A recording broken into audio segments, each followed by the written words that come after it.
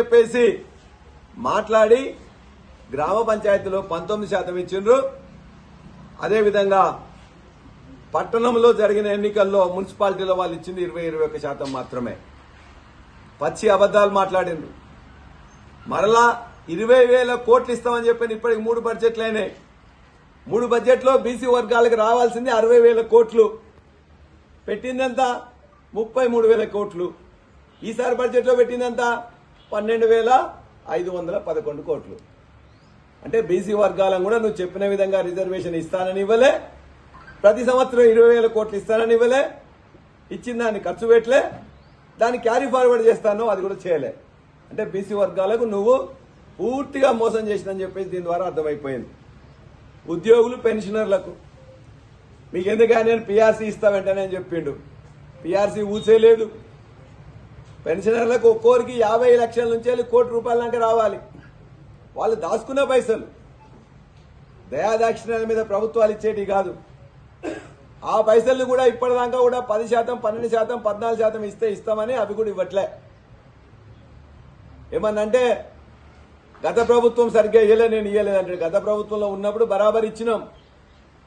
ఈ ప్రభుత్వం వచ్చిన తర్వాతనే ఈ పర్సంటేజ్లు లేకపోతే ఇవ్వకపోవడాలు. ఇది కాకుండా మళ్ళీ ఇంకేం చెప్పాడు, ఈ టీచర్లందరూ కూడా ఎక్కువ మంది పనిచేస్తున్నారు, వాళ్ళందరినీ కూడా విత్డ్రా చేయాలని చెప్పేసి ఒక సెల్ఫ్ స్టైల్డ్ స్వయం ప్రకటిత మేధావి ఒక ఆయనే చెప్తే దాని ప్రకారం ఇవాళ ఉన్న ఉద్యోగాలు కూడా బీకే పనిచేస్తా ఉన్నాడు. మెగా డిఎస్సీ వేస్తానని 50,000తోని వేసింది 11,000తోని. అంతకుముందు 6,000 ఉంటే 5,500 కలిపి 11,000తోని వేసిండ్రు. అందులో 10,000 మాత్రమే జాయిన్ అయ్యారు. మరి నీ మెగా డిఎస్సీ ఎక్కడ పోయింది? 2 లక్షల ఉద్యోగాలు సంవత్సరానికి ఎక్కడ పోయినాయి? 2 లక్షలు మొదటి సంవత్సరం ఇచ్చి ప్రతి సంవత్సరం కూడా జూన్లో నోటిఫికేషన్ ఇస్తా సెప్టెంబర్ 17 వరకు రిక్రూట్మెంట్ చేస్తా అని చెప్పింది. ఎక్కడ పోయింది? 2.5 సంవత్సరాలు ఎన్ని ఇచ్చినావు? 10 నుండి 11,000.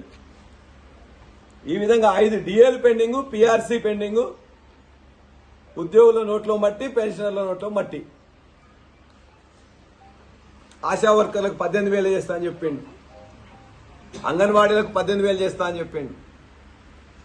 మధ్యాహ్నం భోజన కార్మికులకు 12,000 చేస్తా అని చెప్పిండు. ఆటో కార్మికులకు 12,000 చేస్తా అన్నాడు. ఏది కూడా ఒక్కటి కూడా ఇలా పెట్టలే. ఆశాలు కానీ, అంగన్వాడీలు కానీ, ఆటో వర్కర్లు కానీ ఏది కూడా ఒక్కటి కూడా వాళ్ళకి సంబంధించిన పైసలు ఒక్కటి కూడా అలా పెట్టలే. 2,500 రూపాయలు ప్రతి మహిళకి ఇస్తా అని చెప్పింది కదా. నేను చూపిస్తా వాళ్ళు చెప్పిన దాంట్లో. ఇది వాళ్ళ యొక్క మేనిఫెస్టోలో 6 గ్యారెంటీలు అన్ని ఇచ్చినామని చెప్తున్నాడు. 6 గ్యారెంటీలు ఏమి ఇచ్చిండు, ఏమి ఇవ్వలేదని చెప్పేసి అంటే ఎవరు చదువుకోలేదు అనుకుంటాడో, ఎవరికి అర్థం కాదనుకుంటాడో. 6 గ్యారెంటీల్లో మహాలక్ష్మి ప్రతి మహిళలకు ప్రతి నెల 2,500 ఇచ్చిండా? ఇవ్వలేదు. రైతు భరోసా ప్రతి ఏటా రైతులకు, కౌలు రైతులకు ఎకరానికి 15,000 ఇచ్చిండా?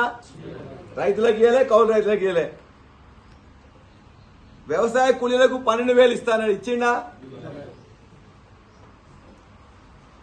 అదేవిధంగా వరి పంటకు 500 బోనస్ అన్నాడు. వరి పంట కంటే ఏ వరి పంటకి ఇస్తా అన్నాడు? దొడ్డు ఓట్లకి ఇస్తా అన్నాడు. ఇలా సన్న ఓట్లకు అని చెప్పేసి తొండి చేసిండు.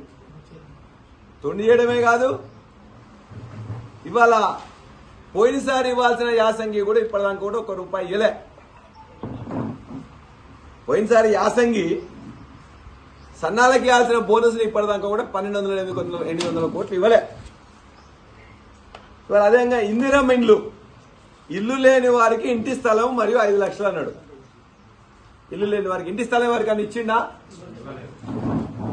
ఇంకా దాని గురించి చెప్పాలంటే ఇది గవర్నర్ ప్రసంగం నిన్నది. గవర్నర్ గారి ప్రసంగం. గవర్నర్ గారు ఏం చేస్తారంటే ప్రభుత్వం తను అనుకున్న దాన్ని గవర్నర్ ప్రసంగంలో పెడతారు. గవర్నర్ గారితో చిలుక పలుకులు వాళ్ళకి ఇస్తారు. వీళ్ళు ఏం చెప్తే అదే రాస్తారు కదా. ఈయన ఏం రాసిండు?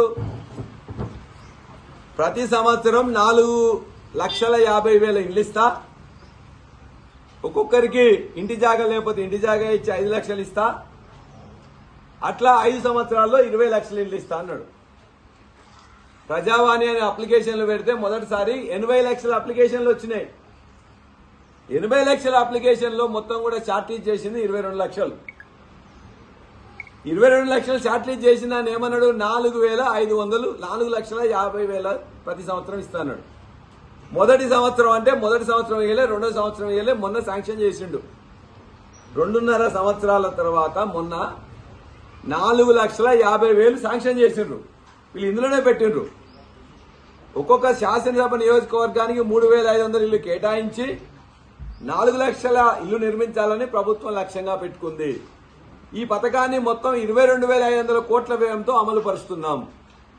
ఇప్పటి వరకు 3,24,536 ఇల్లు మంజూరైనాయి.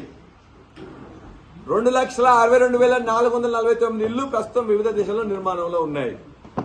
అంటే 4,50,000 శాంక్షన్ చేసినాం, 22,500 కోట్లు డబ్బులు పెట్టినాం అని గవర్నర్ ప్రసంగంలో చెప్పి వాళ్ళు ఇచ్చిన ఎంత 4,50,000. మరి ఎన్ని శాంక్షన్ చేసిండ్రు? 3,24,000. మరి ఎన్ని నిర్మాణంలో ఉన్నాయి? 2,60,000.